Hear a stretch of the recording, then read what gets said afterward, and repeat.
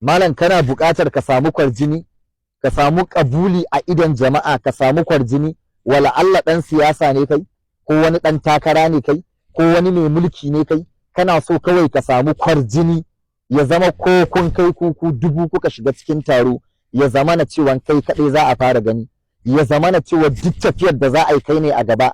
In dai kwarjini ne ka shiga cikin taro, ko mace ko namiji, rijalu wani sa'un, kowa ya zama cewar kana masa kwarjini. Kwarjini ne na yankan shakku, ka sa a rubuta maka suratul mulku, tabarakallazi bi yadihi mulku wa ala kulli shay'in qadir, dukanta har ƙarshen sura za a rubuta maka ita, kafa ɗaya tak.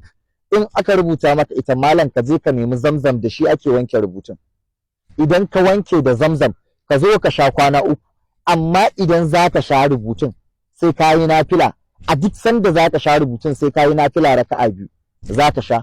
In Allah ya yarda kwana uku ake yi, wallahi in dai kaɗan sha, kaɗan samu ɗan kaɗan wanke fuskanka haka, kaɗan goga, in dai magana ne na kwarjini, albarkan Muhammadu Rasulullahi ka tashi, magana ta ƙare, albarkan manzo Allah. In dai ka ji daɗi kai shiyari don arzikin annabi.